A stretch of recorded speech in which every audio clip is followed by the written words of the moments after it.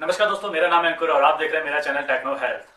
दोस्तों, आज हम बात करेंगे एक ऐसे प्रोसीजर के बारे में जिसका नाम है कोलोनोस्कोपी। कोलोनोस्कोपी दो वर्ड से मिलकर बना है, कोलोन और स्कोपी। कोलोन यानी कि बड़ी आंत और स्कोपी मीन्स देखना। तो आप समझ सकते हैं कि इसमें हम करेंगे बड़ी आंत के अंदर देखने की बात, यानी कि अपने कोलोन के अंदर देखने की बात। तो कोलोनोस्कोपी एक ऐसा प्रोसीजर है जिसमें गैस्ट्रोएंट्रोलॉजिस्ट हमारे शरीर की बड़ी आंत के अंदर देखते हैं कि उसमें कोई प्रॉब्लम तो नहीं है, जैसे कि अल्सर, पॉलिप्स, ब्लीडिंग या फिर कोई भी साइन ऑफ कैंसर, ये सब तो नहीं है। इन सबको देखने के लिए हम करते हैं कोलोनोस्कोपी।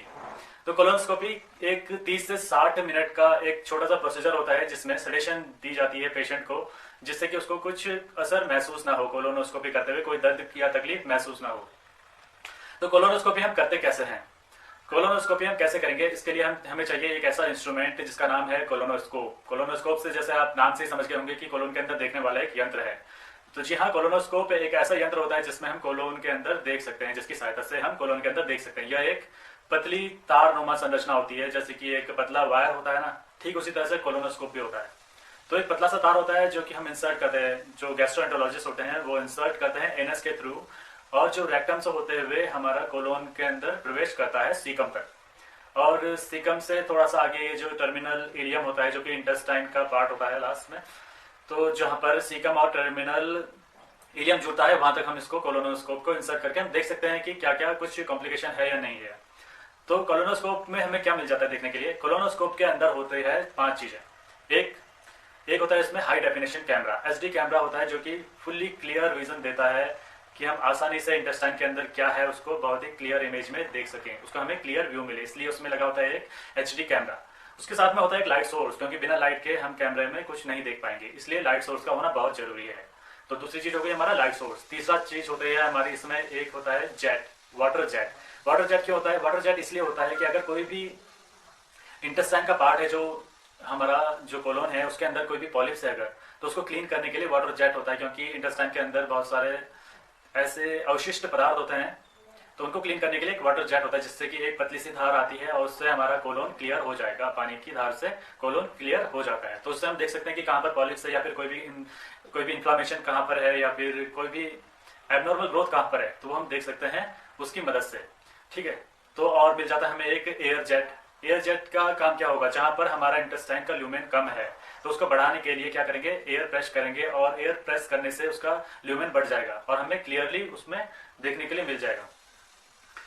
ठीक है, और इसमें एक 5वां जो चैनल होता है उसको बोलते हैं हम इंस्ट्रूमेंट चैनल। इंस्ट्रूमेंट चैनल का यूज कहां पर होता है? इंस्ट्रूमेंट चैनल का यूज हम तब करते हैं जब हमें क्या करना होता है कि एक इंस्ट्रूमेंट लेते हैं और उसको इंसर्ट करते हैं। अगर मान लो हमारे कोलोन में कोई पॉलिप्स है, तो उसको निकालने के लिए हमें क्या करेंगे? इंस्ट्रूमेंट चैनल में एक इंस्ट्रूमेंट डालेंगे। इंस्ट्रूमेंट भी क्या करते हैं कि लूप वायर डाल सकते हैं, या फिर बायोप्सी टूल डालते हैं, जो कि एक पतला सा तार की जैसे संरचना होती है, और उसको इंसर्ट करते हैं इंस्ट्रूमेंट चैनल से, और वो जाता है सीधे पॉलिप्स के पास तक। तो वहां से हम क्या कर सकते हैं? बायोप्सी भी ले सकते हैं। ठीक है, तो ये 5 चीजें होती है हमारे उस कैमरा में। क्या क्या होता है? एक तो जो हमारा कोलोनोस्कोप होता है उसमें क्या क्या होता है? एक तो एचडी कैमरा होता है, लाइट सोर्स होता है, और एक और होता है वाटर जेट होता है, एयर जेट होता है, और इंस्ट्रूमेंट चैनल होता है। ये 5 चीजें उसको मिलकर बनाती है एक कोलोनोस्कोप, जिससे कि हम कोलोन के अंदर आसानी से देख सकते हैं, और उसमें वहां पर कोई भी ऑपरेट करना हो तो वो भी कर सकते हैं। तो जो गैस्ट्रोएंटरोलॉजिस्ट होते हैं वो इंसर्ट करते हैं एनएस के थ्रू, एनएस से जाते हैं सीधे रेक्टम से होते हुए वो सीकम तक पहुंचता है। उसके बाद फिर हम देखेंगे कि अगर कोई भी कॉम्प्लिकेशन है, अगर मान लो कोई पॉलिप्स है तो उसको निकालना है। पॉलिप्स निकाल लेंगे, क्यों? क्योंकि पॉलिप्स हो सकता है कि कैंसर का साइन हो। हालांकि सारे पॉलिप्स जो होते हैं वो कैंसर नहीं होते, लेकिन बट ये एक साइन हो सकता है कि हाँ कैंसर हो, क्योंकि कैंसर जब भी होता है तो एबनॉर्मल सेल ग्रोथ होती है हमारी बॉडी में, तो पॉलिप्स भी एक एबनॉर्मल ग्रोथ होती है। तो उसकी अगर बायोप्सी लेकर हम कैंसर की जांच के लिए भेज सकते हैं, तो श्योर हो सकते हैं कि हाँ ये कैंसर का साइन है या नहीं है। तो इसलिए अर्ली डायग्नोस हो जाएगा, तो ट्रीटमेंट भी आसानी से हो पाएगा कैंसर का। तो पॉलिप्स के बायोप्सी लेने के लिए क्या करेंगे? हमने जो कोलोन में अपना कोलोनोस्कोप इंसर्ट किया, उसके बाद जब हम बायोप्सी को, वो पॉलिप्स को देखते हैं, तो क्या करेंगे? उस पॉलिप्स को निकालने के लिए हम जो उसमें एक इंस्ट्रूमेंट चैनल है, इंस्ट्रूमेंट चैनल में एक लूप वायर को इंसर्ट करेंगे।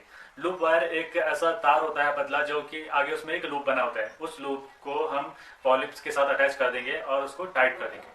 फिर क्या होगा? उस वायर से इलेक्ट्रिक करंट प्रवेश होगा, और उस इलेक्ट्रिक करंट से वो जल जाएगा और कट के बाहर आ जाएगा, और फिर उस बायोप्सी, उस पॉलिप्स की हम बायोप्सी ले सकते हैं, उसे बाहर निकालकर और लैब के लिए भेज सकते हैं। तो इस तरह से हम इसकी बायोप्सी लेते हैं। तो इस बायोप्सी को हम बोलते हैं क्या, स्नीयर पॉलीपेक्टमी। ठीक है, इस बायोप्सी को हम बोलेंगे स्नीयर पॉलीपेक्टमी। तो ये सैंपल हम लैब के लिए भेज देंगे और देख लेंगे कि किस तरह का इन्फेक्शन है या फिर किस तरह से ये क्यों ये पॉलिप्स बना है, क्या साइन है इस पॉलिप्स के। तो ये था हमारा कोलोनोस्कोपी। तो कोलोनोस्कोपी में हमने देखा कि हम सेडेशन का यूज करते हैं, तो सेडेशन का इफेक्ट खत्म होने तक हमें वेट करना होता है, रेस्ट करना होता है, पेशेंट को करने देना चाहिए होता है रेस्ट।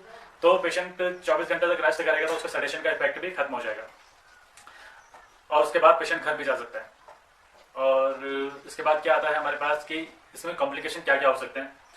हालांकि एक सेफ प्रोसीजर है, कॉम्प्लिकेशन के चांस नहीं होते हैं, लेकिन बाय चांस कभी होता है कि कॉम्प्लिकेशन हो जाए। तो अगर कभी कभी क्या होता है कि हैवी ब्लीडिंग हो जाती है एनस से, स्टूल में ब्लीडिंग आ रहा है, ये कॉम्प्लिकेशन हो सकता है। चक्कर आना, ये कॉम्प्लिकेशन हो सकता है। और फीवर होना, ये कॉम्प्लिकेशन हो सकता है। एब्डोमेन पेन है, ये कॉम्प्लिकेशन होता है।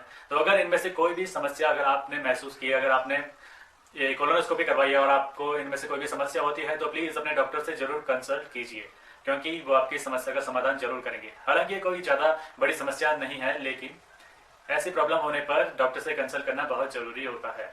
उम्मीद है कि आपको मेरा वीडियो पसंद आया होगा। तो स्वस्थ रहिए, मस्त रहिए, बने रहिए मेरे साथ, देखते रहिए मेरा चैनल टेक्नो हेल्थ। सब्सक्राइब कीजिए मेरे चैनल को।